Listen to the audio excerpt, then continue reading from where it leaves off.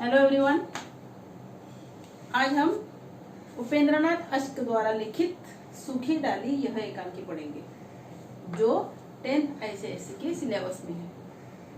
अब इस एकांकी का उद्देश्य क्या है? इस एकांकी की सार्थकता स्पष्ट कीजिए और इस कहानी का पात्र परिचय। ये हर कहानी हर एकांकी में से महत्वपूर्ण होता है। अब आपके सामने मैंने एक फ्लो चार्ट बनाया है। ये जो सूखी डाली है इसमें कैरेक्टर ज्यादा है। अगर वो पात्र आपने अच्छे से समझ लिए तो आपको एकांकी समझने में कोई दिक्कत नहीं आएगी, लेकिन पात्र परिचय अगर समझ में नहीं आया तो आपको एकांकी कंफ्यूज लगेगी। एकांकी लेंदी है लेकिन सिंपल है। पारिवारिक एकांकी, संयुक्त परिवार की कहानी है तो स्टोरी है इसकी, जिसके आंसर आप बच्चे और नोट्स में लिख सकते हो। लेकिन आपको कभी कभी क्वेश्चन में पूछता है श्रोता वक्ता। वक्ता मतलब बोलने वाला और श्रोता मतलब सुनने वाला। अगर आपको पता है कि ये अवतरण इसने कहा है तो आपको उसका श्रोता वक्ता लिखने आएगा। इसीलिए आपको कैरेक्टर पात्र परिचय बहुत अच्छे से याद रखने पड़ेंगे। इसलिए मैंने बनाया है ये फ्लो चार्ट। इस फ्लो चार्ट से आपको पूरे एकांकी के पात्र परिचय की जानकारी मिल जाएगी। तो देखो, अब लेसन का नाम है सूखी डाली, जिसके लेखक है उपेंद्रनाथ अश्क। लेसन का नाम और लेखक का नाम आपको क्वेश्चन पेपर में दिया रहता है, इसके नो टेंशन, याद रखने की कोई आवश्यकता नहीं। सिर्फ आपको याद रखना पड़ेगा कि हाँ ये इस एकांकी का है। अभी ऑब्वियसली याद रखने की जरूरत नहीं क्योंकि लेसन दिया है तो नीचे का अवतरण उस लेसन का ही होगा, है ना। ओके, अब देखो, इस कहानी का मुख्य पात्र है दादा मूलराज। अब देखो, ये जो दादा मूलराज है ये फर्स्ट जनरेशन, उसके बाद उनके बेटे जो है वो सेकंड जनरेशन, और बड़ी बहू मंजली बहू ये जो है ये थर्ड जनरेशन। याद रखिए आप बच्चे, मैंने लिखा भी है देखो सब। अभी दादा मूलराज जो है ये घर का मुख्य है। इसी के हाथ में पूरे परिवार की डोर है और उस डोर के जरिए दादा मूलराज ने पूरे परिवार को एक सूत्र में बांध रखा है। अब ये जो कहानी एकांकी है ये उद्देश्य इसका यही है कि परिवार की डोर अगर किसी एक के हाथ में होती है तो वो परिवार कभी अलग हो ही नहीं सकता। इस एकांकी में कुछ ऐसा ही है। मैं आपको बता दूं स्टोरी क्या है, पहले हम पात्र परिचय आपको समझाते हैं। फर्स्ट जनरेशन दादा मूलराज। ओके, अब मैंने इधर लिखा है 3 बेटे। एकांकी में बड़ा बेटा छोटा बेटा कोई जिक्र नहीं है कि कौन था। हाँ, इसमें इतना बताया बड़ा बेटा कि ये 1914 के महायुद्ध में मारा गया, मतलब शहीद हो गया। तो दादा मूलराज को सरकार ने कुछ जमीन दी थी, तो दादा मूलराज ने अपने श्रम से अपनी मेहनत से उसमें बढ़ोतरी की। उसके बाद उनका मंझला बेटा, देखो दिया इधर, बड़ा बेटा, मंझला बेटा, छोटा बेटा। बड़े बेटे का नाम नहीं दिया है लेकिन बताया है कि वो 1914 के युद्ध में मारा गया, शहीद हो गया। मंझला बेटा जो है करमचंद। छोटा बेटा नहीं दिया है, कुछ भी नाम नहीं दिया है, मतलब सिर्फ मंझले बेटे का थोड़ा सा जिक्र किया है। इसका भी बहुत बड़ा कैरेक्टर नहीं है, बहुत बड़ा रोल नहीं है। अब बड़ा बेटा, मंझला बेटा, छोटा बेटा सॉरी। अब इनकी जो पत्नियां हैं, देखो मैंने इधर लिखा है पत्नी पत्नी, वो किस नाम से जाने गए हैं? बड़ी भाभी, मंझली भाभी, छोटी भाभी। बड़े बेटे की पत्नी, मंझले बेटे की पत्नी, छोटे बेटे की पत्नी। याद रखें, ये सेकंड जनरेशन, फर्स्ट सेकंड। अब ये बड़ी बहू, मंझली बहू और छोटी बहू, ये थर्ड जनरेशन। अब इनका परिवार के बारे में कुछ नहीं बताया है, इनके परिवार के बारे में भी कुछ नहीं बताया, लेकिन जो छोटी भाभी है उसका ये परिवार बताया है। अब देखो, ये जो बड़ी बहू है, बड़ी भाभी और बड़ी बहू का रिश्ता क्या हुआ? सास और बहू, मतलब बड़ी भाभी इनकी सास है और बड़ी बहू इनकी बहू है, सेम रिलेशन। अब इसमें इनका कोई जिक्र नहीं है, मंजली भाभी और बड़ी भाभी का, लेकिन छोटी भाभी का दिया है जिक्र, और वो है बहुत इंपॉर्टेंट। इसमें भले पात्र ज्यादा है, लेकिन मुख्य पात्र 4 है। नंबर 1 दादा मूलराज, नंबर 2 छोटी भाभी, नंबर 3 परेश, नंबर 4 इंदु और बेला। अब ये जो छोटी भाभी है, देखो मैंने बताया इधर है बेटा परेश, बेटी इंदु, और परेश की पत्नी है बेला, जो छोटी बहू के नाम से जानी जाती है। मुझे लगता है आपको पात्र परिचय समझ में आया होगा। आप बच्चे इसका स्क्रीनशॉट ले लीजिए और बाद में बहुत अच्छे से आप देखेंगे तो आपको सारे पात्र परिचय याद रहेंगे।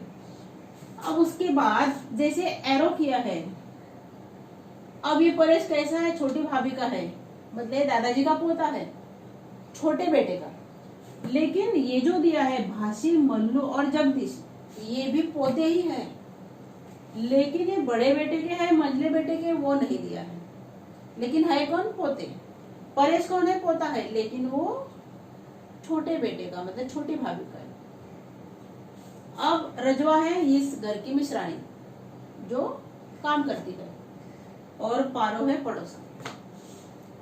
इसका चरित्र चित्र आपको नहीं लिखना है, रजवा का चरित्र चित्र नहीं रखना है आपको।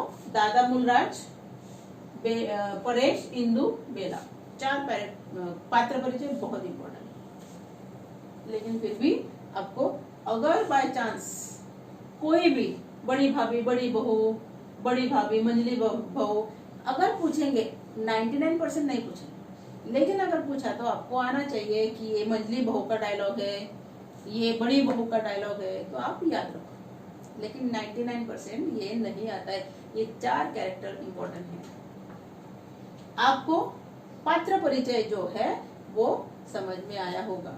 ये अपना पहला पॉइंट हुआ। अब इस कहानी, इस एकांकी का उद्देश्य क्या है? परिवार है, अनबन होती है, कोई बात नहीं, वो तो ऑब्वियस है और ये नेचुरल है, लेकिन आपसी समझदारी होनी चाहिए। अगर आपसी समझदारी है, पहला पॉइंट। दूसरा पॉइंट सहनशीलता है, तो हम बड़े से बड़े समस्याओं का समाधान कर सकते हैं, यह बताना। और दूसरा पॉइंट, अगर परिवार की डोर किसी एक के हाथ में होती है तो वो परिवार कभी अलग नहीं होता, यह बताना इस एकांकी का उद्देश्य है। इसलिए संयुक्त परिवार को महत्व देना चाहिए, क्योंकि संयुक्त परिवार से संस्कार अच्छे होते हैं। संयुक्त परिवार में हर समस्या का समाधान होता है। लेकिन आजकल का जनरेशन जो है, कभी कभी उनको संयुक्त परिवार अच्छा नहीं लगता है, राजा रानी का संसार उनको अच्छा लगता है। लेकिन राजा रानी अकेले कैसे रहेंगे? नहीं रह सकते। जब तक बड़ों का आधार ही नहीं है तो उसके सिवा घर घर नहीं होता। और ये एकांकी भी आपको वही बता रही है कि संयुक्त परिवार का चित्रण ये कहानी कर रही, एकांकी कर रही है। आपको अगर उद्देश्य लिखना है तो आपको फर्स्ट लाइन में हमेशा बोलती हूँ कि आपको क्या लिखनी है। उपेंद्रनाथ अश्क द्वारा लिखित सुखी डाली यह संयुक्त परिवार का चित्रण करने वाली एकांकी है। आप बच्चों के पास टेक्स्ट बुक होगी, मैं आपको हर स्टार्टिंग से बता कि आपके पास लेक्चर शुरू होने से पहले text book, notebook, pen, pencil होनी चाहिए मार्किंग कराने के लिए। जहां जहां हम इंपॉर्टेंट वर्ड्स बोलते हैं वो आपको अंडरलाइन करना है। अगर हम बोलते हैं यहाँ वो लिखो तो आपको तुरंत वो लिखना है। तो आपको एकांकी कहानी कविता जो भी है बहुत अच्छे से समझ में आएगी। आपने लिखा होगा ना तो पढ़ते समय आपको याद आएगा कि हाँ ये बोला था, ये हमें यहाँ लिखना है। अभी आप पढ़ोगे तो आपको इजी लगेगा, क्या लिखना है वो याद रहेगा, लेकिन वो हम माइंड से भूल जाते, निकल जाता है। इसके लिए आपको लिखना है। इसलिए आपका जो टेक्स्ट बुक है, लेसन जो लिखा है सूखी डाली, उसके आगे लिखा है उपेंद्रनाथ अश्क, आप वहां एरो करके लिखोगे संयुक्त परिवार का चित्रण। मतलब इस एकांकी में संयुक्त परिवार का चित्रण किया है। अब अगर मैं शॉर्ट में आपको स्टोरी बताना चाहूं, जैसे मैंने कहा कि ये मध्यम वर्गीय परिवार है, मिडिल क्लास परिवार है, बहुत अच्छे से रहते हैं। इसमें से जो मंजली बहू है, इसको बहुत थोड़ा सा हंसने का आदत है, और जो पंचायत बोलते हैं ना, पंचायत, वो पंचायत करने का उसको बड़ा आदत है, जो बेला को नहीं अच्छा लगता है। अब होता क्या है कि ये मध्यम वर्गीय परिवार बहुत अच्छे से जी रहा है, नौकर चाकर है उनके घर में, भले मध्यम वर्गीय परिवार है, लेकिन नया सदस्य आने से, नया सदस्य कौन? बेला, जो लाहौर के एक प्रतिष्ठित मनुष्य की इकलौती संतान, जो बहुत अमीर है, ये आने से घर में थोड़ी हलचल मच जाती है, क्योंकि वो थोड़े बड़े घर की है और यहाँ का वातावरण, यहाँ का रहन सहन, यहाँ का खाना पीना उसे अच्छा नहीं लगता है थोड़ा। जैसे ही वो आती है वैसे ही उसको ऐसा लगता है कि जो रजवा है उसको कुछ काम करना नहीं आता है, इसके लिए तुरंत वो उसको काम से निकाल देती है। रजवा रोने लगती है, क्योंकि मैं यहाँ कितने सालों से काम कर रही हूँ, लेकिन बहू का काम तो मैं कुछ दिन पहले से कर रही हूँ, लेकिन पता नहीं उनको क्या नहीं अच्छा लगा, तो वो रजवा को डांट देती है। रजवा रोती है। फिर जब छोटी भाभी को पता चलता है तो वो समझाती है कि बेटा कोई बात नहीं, ऐसा नहीं वैसा नहीं। फिर इसीलिए बेला का और इंदु का पहली बात यह है खटकने की, ये कि उसको इस घर की नौकरानी जो है रजवा, वो पसंद नहीं। एक दूसरा कारण है इंदु का और बेला का खटकने का, कि ये जो करमचंद है, ये करमचंद कुछ चीजें लाता है, दो चीजें, एक तो ब्लैंकेट लाता है और एक ऐसे कर्टन लाता है सबके लिए। घर के सारे मेंबर उसका यूज करते हैं, लेकिन सिर्फ बेला उसे यूज नहीं करते, तो ये भी इंदु को अच्छा नहीं लगता है। मतलब ऐसे कुछ पॉइंट्स है कि जिसकी वजह से बेला का और इंदु का हमेशा खटका होता रहता है और दोनों की बनती नहीं है। अब जैसे बेला आ रही है, अभी पहले से वो लोग अपनी कुछ बातें हो रही है तो उसमें हंस रहे हैं, तो बेला को तुरंत लगता है कि मुझे देखकर ही हंसे, मेरे बारे में ही कुछ बात करे, ऐसा उसको संचय। अगर वो पढ़ाई कर रही है, ठीक है, घर के बुजुर्ग लोग हैं तो थोड़ी सी आवाज बड़ी हो जाती है, तो उसको ऐसा लगता है कि मुझे पढ़ाई नहीं करने देते, मेरा टाइम व्यर्थ जाता है। अब और एक कि घर में जो फर्नीचर है, जो बुजुर्गों का है, ये फर्नीचर बेला को अच्छा नहीं लगता है। ऐसे तीन कारण है जिस वजह से बेला का और इंदु का खटकता है। अब जो फर्नीचर है उसे नहीं पसंद, बोलते क्या ऐसा टूटा फूटा फर्नीचर रखना, उससे अच्छा उसको बाहर फेंक दो और हम नीचे बैठेंगे। तो अपने पति से वो फर्नीचर निकलवा देती है। हमेशा पति के पास कंप्लेंट, ये लोग मेरे साथ ऐसा करते हैं, मेरे साथ अपनों जैसा व्यवहार ही नहीं करते हैं, ऐसे लगता है कि मैं परायों में से हूँ।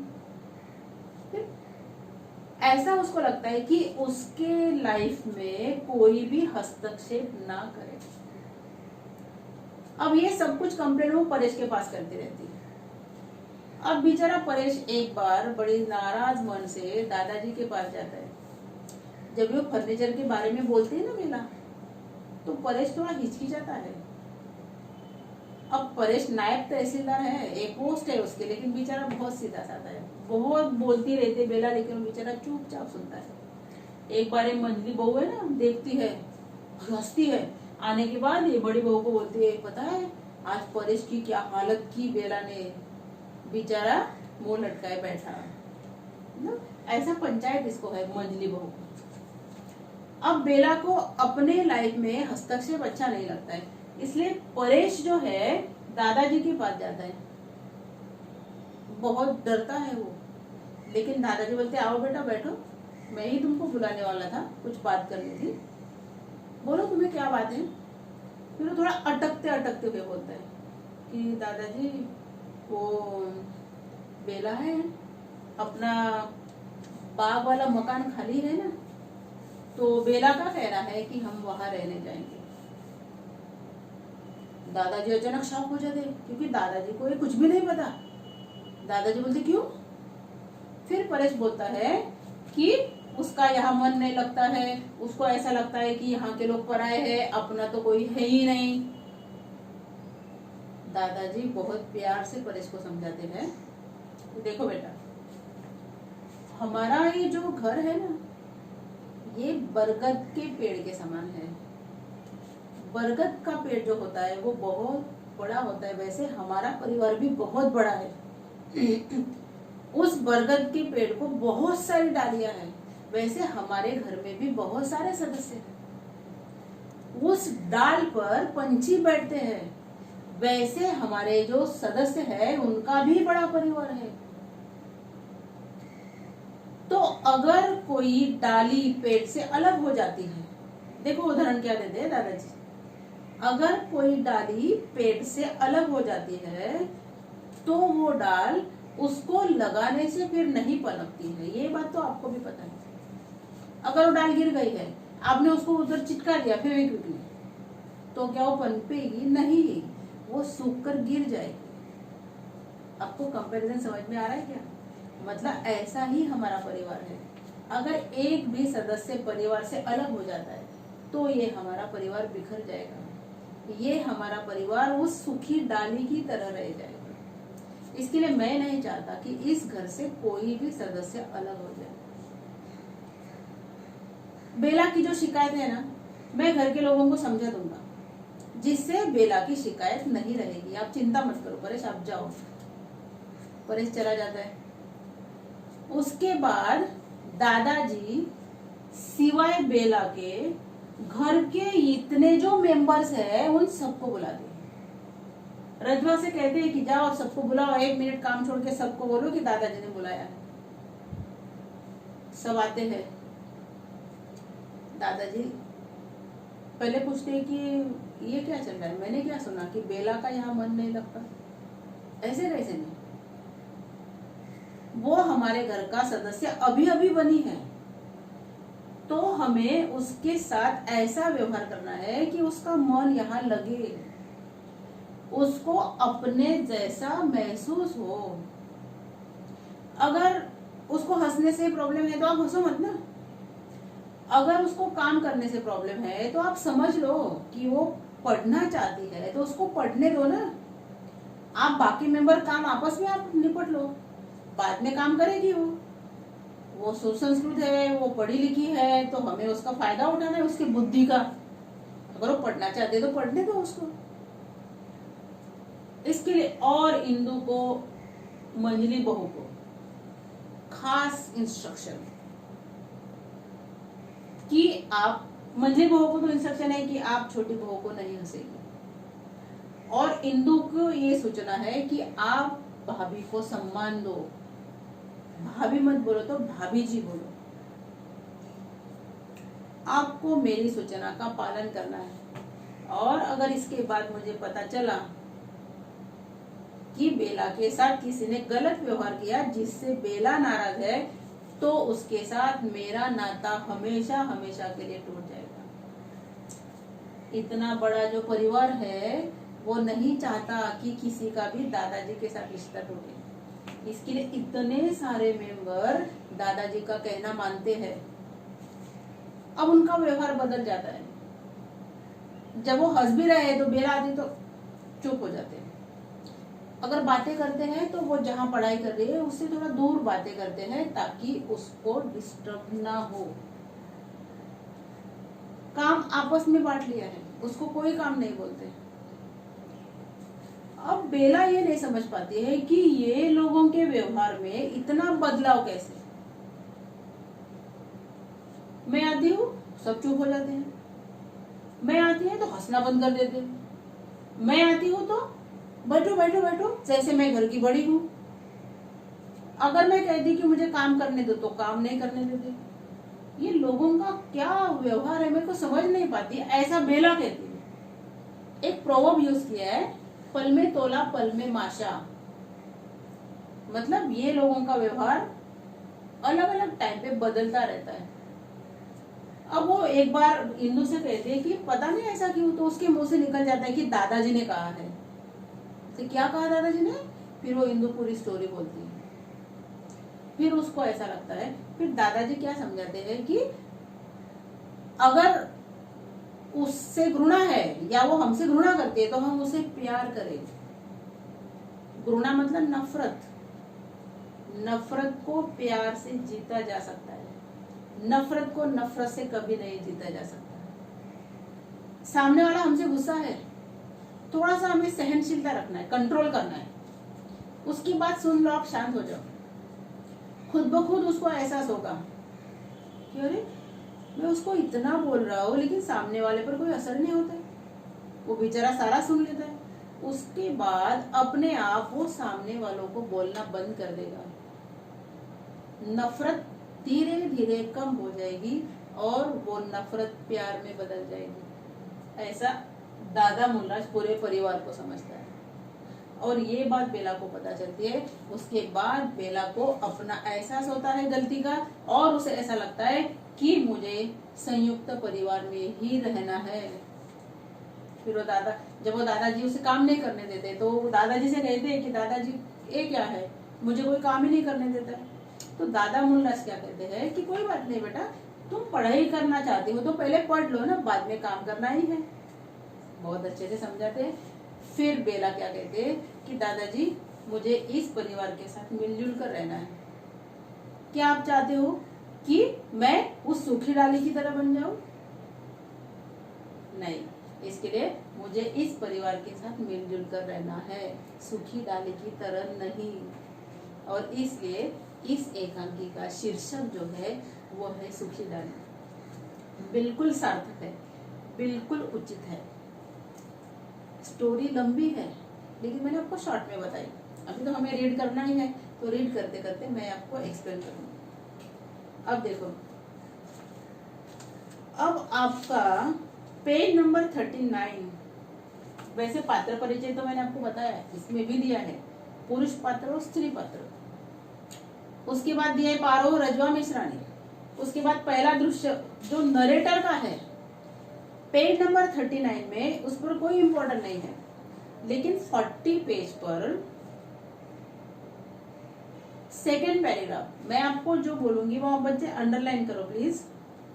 देखो, दादा का बड़ा लड़का 1914 के महायुद्ध में सरकार की ओर से लड़ते लड़ते काम आया था, ये मैंने आपको बताया। इसके बदले में सरकार ने दादा को एक मुरब्बा जमीन दी थी, किंतु दादा सरकार की इस कृपा ही पर संतुष्ट नहीं रहे। मतलब इतनी जमीन दी थी काफी है ऐसा नहीं, तो उन्होंने अपने साहस से, अपने परिश्रम से, निष्ठा से और दूरदर्शिता, भविष्य के बारे में सोचते हुए, इतना मेरा बड़ा परिवार है, इतनी सी जमीन काफी नहीं होगी, इसमें हमें इम्प्रूव करना है। उन्होंने भविष्य के बारे में सोचा और उस एक मुरब्बे के 10 मुरब्बे बनाए। कहने का मतलब क्या कि वो जमीन में उन्होंने इम्प्रूवमेंट की। उनके 2 बेटे और पोते जमीन, फार्म, डेयरी और चीनी के उस कारखाने के काम की देखभाल करते हैं जो उन्होंने हाल ही में अपने जमीन में लगाया है। और सबसे इम्पोर्टेंट, सबसे छोटा पोता अभी अभी नायब तहसीलदार, अंडरलाइन करो क्या पोस्ट है उसकी, नायब तहसीलदार होकर इसी कस्बे में लगा है। कस्बा गांव से बड़ा, शहर से छोटा। ये आपको पता है कौन सी चैप्टर में गया है? नेताजी का चश्मा। ये साहित्य सागर का 4th चैप्टर है। उसमें देखो कस्बे की विशेषता बताई है, जहां से हालदार साहब हमेशा गुजरते थे, याद है? हाँ, तो कस्बा मतलब गांव से छोटा, शहर से बड़ा। तो ये जो परेश है ये उस कस्बे का कौन है? नायब तहसीलदार। और कुछ ही दिन हुए उसका विवाह लाहौर के एक प्रतिष्ठित, मतलब जिसका बहुत सम्मान है, जिसकी बहुत इज्जत है, तथा संपन्न कुल, संपन्न मतलब अमीर, जिसमें किसी बात की कोई कमी नहीं, कुल मतलब खानदान की सुशिक्षित लड़की से हुआ है, जिसके पिताजी एक प्रतिष्ठित व्यक्ति है, जो एक संपन्न कुल से है, किसी बात की कोई कमी नहीं है, और उसी के साथ परेश का विवाह हुआ है। अब इसके बाद आपको चलना है डायरेक्ट लेसन में। पेज नंबर 41 पे बड़ी बहू कौन है? बड़े बेटे की बहू। इंदु के कंधों पर अपने दोनों हाथ रखते हुए, आखिर कुछ कहो भी, क्या कह दिया छोटी बहू ने? इंदु चुप, कुछ नहीं बोलती। बड़ी बहू, क्या कह दिया उसने जो इतनी बिफरी हुई है? ओ बाप रे, बिफरी हुई है, बहुत नाराज है। इंदु को बड़ा गुस्सा आया है बेला का, गुस्से से बात करती है। और क्या ईंट मारती? चुप नहीं रहो तो और क्या करूं, ईंट मारूं? अरे बाबा कुछ कहो भी, क्या हुआ है, इतनी क्यों बिफरी हुई हो? इंदु देखो, मेरे मायके में यह होता है, मेरे मायके में यह नहीं होता है। अपने और अपने मायके के सामने वो किसी को कुछ गिनती ही नहीं। हम तो उसके लिए मूर्ख है, गंवार है और असभ्य है।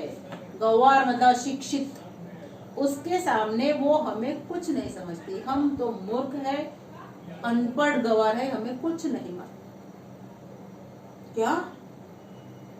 ऐसा बड़ी बहू ने आश्चर्य से। इंदु, बैठक के बाहर मिश्रानी खड़ी रो रही थी। मिश्रानी रजवा। मैंने पूछा, क्या बात है बाबा, रजवा क्यों रो रही है? तो पता चला बहुरानी ने उसे काम से हटा दिया। कुछ दिन पहले आई घर में, और जो बहुरानी कई सालों से वहां काम कर रही है, उसको हटा दिया। बड़ी बहू को आश्चर्य, काम से हटा दिया है, भला क्या दोष था उसका? इंदु कहती है, दोष यह था उसे काम करना नहीं आता। क्या सचमुच ऐसा इंदु कह रही है? जी नहीं, ऐसा बेला कहना चाहती है। अगर मिश्रानी को काम करने नहीं आता तो क्या वो इतने साल यहाँ टिक पाती? नहीं टिक पाती। बड़ी बहू एकदम स्तंभित, स्तंभित, एकदम शॉक। क्यों? काम करने नहीं आता? मतलब काम करना नहीं आता? इंदु, इंदु का डायलॉग है। उस बेचारी ने कहा भी, ये बेचारी कौन है यहाँ पर? रजवा, कि मैं 10-5 दिन में सब कुछ सीख जाऊंगी। भला कई दिन हुए मुझे आपका काम करते? कई दिन? कुछ दिन, बहुत दिनों से काम नहीं कर रहे ना, अभी तो शादी हुआ है। किंतु बहुरानी नहीं मानी। झाड़न उन्होंने उसके हाथ से छीन लिया। दे, कोई जरूरत नहीं काम करने की। और कहा कि तू हट, मैं सब कुछ कर लूंगी। अभी तक तो इतना नहीं आता कि बैठक कैसे साफ की जाती है, 5-10 दिन में तू सीख जाएगी। समझा? वो बेचारी नम्रता से कह रहे कि मैं आपका काम जैसा चाहोगे मैं वैसा काम करूंगी, बस मुझे थोड़ा सा वक्त दो, मैं 4-5 दिन में सीख जाऊंगी और आप जैसा बोलोगे मैं काम करूंगी। तो बेला क्या कहती है, क्या तुमको काम करने आएगा? इतने सालों से काम करे नहीं आता, 5-10 दिन में तुम सीख जाओगी। बड़ी बहू कहती है, सलीका नहीं, मतलब ये तरीका अच्छा नहीं था। इंदु, मैंने जाकर समझाया। किसे? भाभी को। भाभी, 10 साल से यही मिश्रानी घर का काम कर रही है, ये हमारे घर पे कुछ महीनों से नहीं आई है, और इसका पूरा खानदान काम करता है। पहले उसकी माँ, उसकी सास काम करती है, बहुत सालों से हमारे घर पे काम कर रहे हैं। भाभी 10 साल से यही मिश्रानी घर का काम करती आ रही है। घर भर की सफाई करती है, बर्तन मलती है, कपड़े धोती है। जाने तुम्हारा कौन सा ऐसा काम जो इससे नहीं होता। ऐसा इंदु ने बेला को समझाया। और फिर मैंने समझाया कि भाभी, नौकर से काम लेने की तमीज होनी चाहिए। अंडरलाइन अवतरण, इंपॉर्टेंट अवतरण। इंदु ने भाभी को समझाया कि नौकर से काम लेने की तमीज होनी चाहिए। कुछ समझा भी इस लाइन का अर्थ? देखो, हम भले मध्यम वर्गीय है, लेकिन जैसे हम सर्विस के लिए जाते हैं तो हमें नौकरों की जरूरत होती है, टॉप सर्वेंट के लिए। अब हमारे घर पे एग्जाम्पल कि कपड़ा बर्तन लाने के लिए सर्वेंट है, ओके।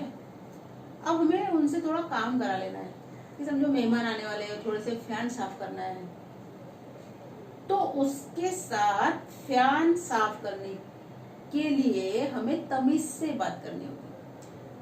परिस्थिति पता है आजकल की कैसी है कि भले वो नौकर होते हैं, लेकिन हमें उनके साथ प्लीज से व्यवहार करना पड़ता है। जैसे हमारे घर में बाई काम करती है, अब हमें उनसे फैन साफ करना है। अगर मैंने कहा, ए सुनीता, चल ये काम कर ले फटाफट, ताई मैं काम नहीं करूंगी, मेरा काम है वो करूंगी मैं।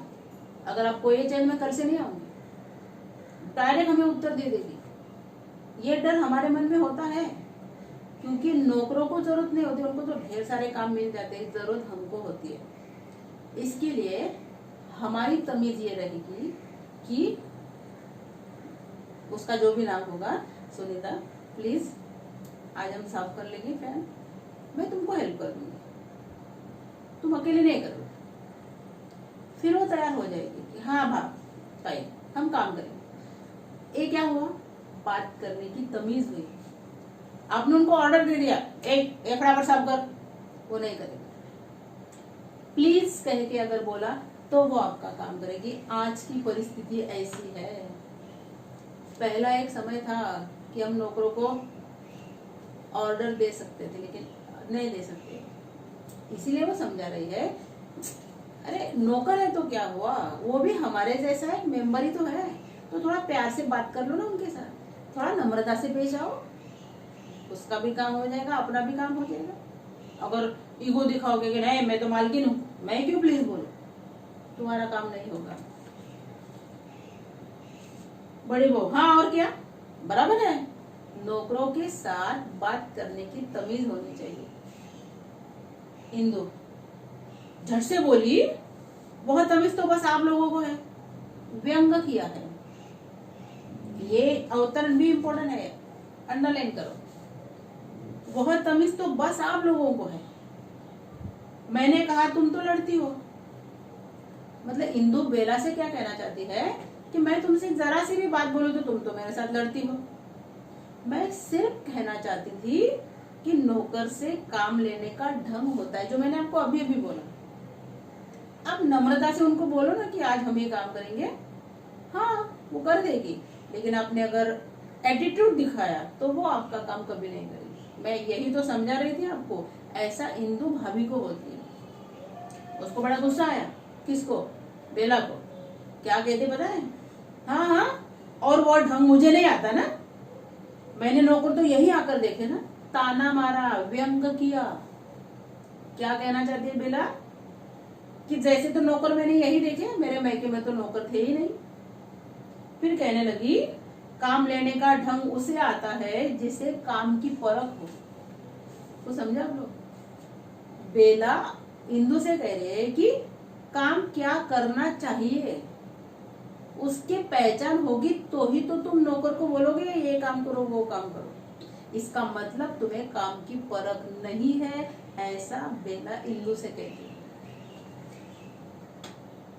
सुबह शाम झाड़ू देने मात्र से कमरा साफ नहीं हो जाता, उसका अलग तरीका है। वो क्या कहते हैं कि सिर्फ झाड़ू मारा, कमरा साफ किया मतलब सफाई नहीं होती है, तो उसकी बनावट सजावट भी तो कोई चीज है।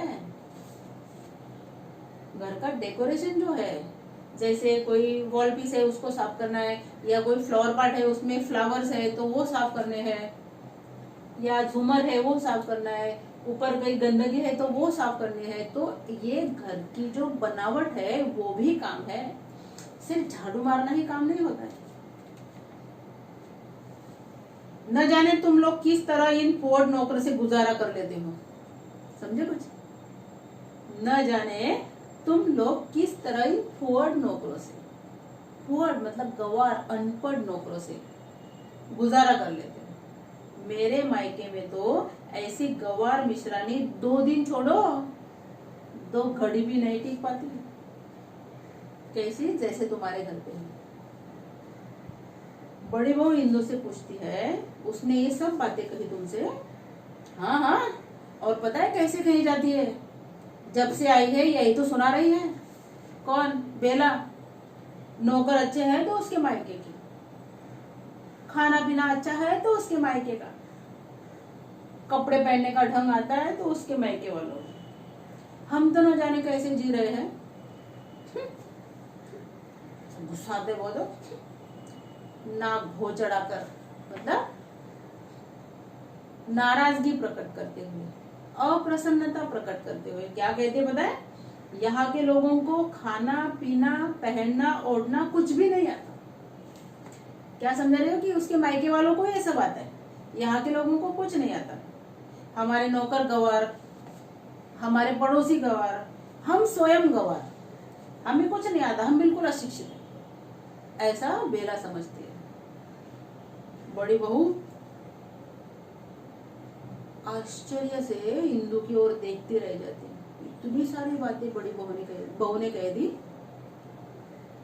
लेकिन इंदु भी, जैसे हम कहते हैं ना कि सामने वाला शेर तो उसके सामने वाला 100वां शेर।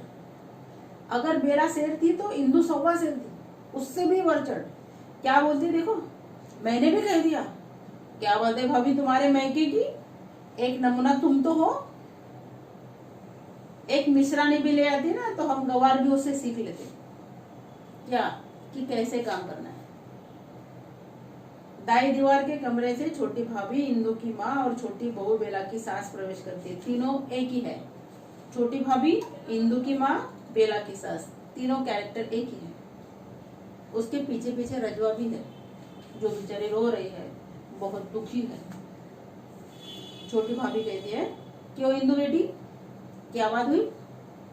रजवा रो रही है, कोई कड़वी बात कह दी क्या छोटी बहू ने इसे? इंदु तो हमेशा ताने मारती है, क्योंकि दोनों एक दूसरे को ताने ही तो मारते हैं। तो इंदु क्या कहती है, मीठी में कब कहती है जो आज कड़वी कहेगी। समझे? कहने का मतलब बेला कभी मीठी जबान से बात ही नहीं करती, हमेशा किसी को चुभने वाली, किसी को दुख देने वाली ही बात बेला कहती है। तो आज वो क्या मीठी बात कहेगी? छोटी भाभी, यहाँ आज तुम कैसी जली कटी बातें कर रहे हो? छोटी बहू से झगड़ा हो गया है क्या? रजवा भरे हुए गले से, भरे हुए गले से मतलब बहुत कुछ ऑर्नामेंट डाले है क्या गले में? जी नहीं। तो बताओ क्या मीनिंग हुआ? मतलब उसका आवाज जो है वो रोने जैसा हो गया। किसका? रजवा का। आज माजी उन्होंने बरबस मुझे काम से हटा दिया। रजवा ने बोला, बरबस? जबरदस्ती। इतने बरस हो गए आपकी सेवा करते, कभी किसी ने इस प्रकार अनादर नहीं किया, किसी ने इस प्रकार मेरा अपमान नहीं किया। मुझे तो माँ जी आप अपने पास ही रखिए, मैं आज से उनका काम करने नहीं जाऊंगी। ऐसा रो रो के, रोने की आवाज में रजवा ने छोटी भाभी को बताया। अब छोटी भाभी रजवा को समझाना चाहती है, अरे वो तो बच्ची है मिश्रानी, मिश्रानी से छोटी है ना, तू भी उसके साथ बच्ची हो गई क्या? इंदु को वापस गुस्सा आया। जी हाँ बच्ची है, रोटी को चोची कहती है, मतलब समझे? इंदु समझाना चाहती है कि वो बच्ची नहीं है। वो रोटी को चूची कहती है क्या? नहीं, रोटी को रोटी कहती है। उसे तो बात ही नहीं करनी आती। अपने मायके के सामने तो वह किसी को कुछ समझती ही नहीं। कपड़ा पहनना आता है मायके वालों, खाना पीना आता है मायके वालों, बोलना आता है मायके वालों को। हमें तो कुछ नहीं आता है। हम तो सारे गवार हैं, हम तो सारे अनपढ़ हैं। और गज भर की जबान। क्या कहना चाहती है कि अपने मायके के सामने तो वह किसी को कुछ समझती ही नहीं। और गज भर की जबान, बहुत सारी बातें करना उसे आता है। किसे? बेला। अब छोटी भाभी थोड़ी चिंतित हो गई कि ऐसा कैसे चलेगा। नहीं चलेगा ऐसा। फिर कैसे चलेगा? क्योंकि ये हमारे घर का रिवाज नहीं है, ये हमारे घर का तरीका नहीं है नौकरों के साथ बात करने का। बता रही है छोटी भाभी कि हमारे घर का रिवाज क्या है। हमारे घर में तो मिलकर रहना, बड़ों को आदर देना। हमसे जो बड़े हैं, फिर वो हमारे रिलेटिव है, हमारे घर में नौकर है। नौकर है तो क्या हुआ, लेकिन वो हमसे बड़े हैं, तो हमसे बड़ों का आदर करना। अपने घर की रूखी को दूसरी की चुपड़ी से अच्छा समझना। मतलब हमारे घर में जो है, भले हमारे घर से दूसरों के पास बहुत अच्छी अच्छी चीजें हैं, लेकिन हमें उससे क्या। हमारे घर में जो है वही अच्छा है, दूसरों के घर से हमें क्या लेना देना। ऐसा समझने वाला हमारा परिवार है। नौकरों पर दया करना, वो भी एक सदस्य है, उसको भी मन है, उसको भी दुख होता है, उसको भी खुशी होती है। इसके लिए नौकरों पर दया करना और छोटों पर प्यार, ये हमारे घर का रिवाज है। बड़ी बहू, बात यह है माँ कि छोटी बहू को हमारा खाना पीना पहनना ओढ़ना कुछ भी पसंद है। मतलब हमारे जो तौर तरीके हैं खाने पीने के, या जो हम कपड़े पहनते, वो उसे नहीं पसंद। उसे हमसे नफरत, हमारे पड़ोस से नफरत, हमारी हर बात से घृणा है। घृणा, नफरत।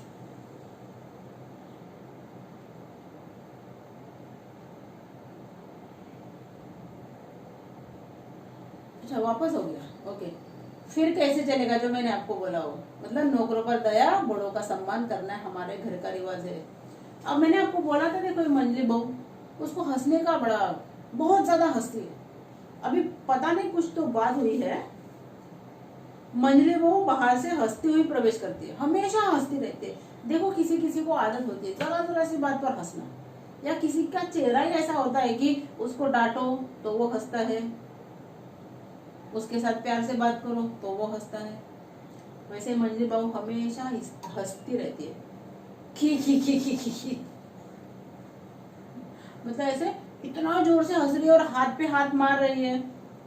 मैंने, इंदु ने देखा, क्या बात है भाभी, जो हंसी के मारे लोटपोट हुई जा रही हो। कभी कभी हमारे भी साथ ऐसी बात होती है कि हम इतना हंसते हैं कि सामने वाला हमें पूछता है कि भाई बात बताओगे क्या हो गया। वो जैसे बात पूछते हैं वापस हंसने लगते हैं। इतना हम कंट्रोल नहीं कर पाते।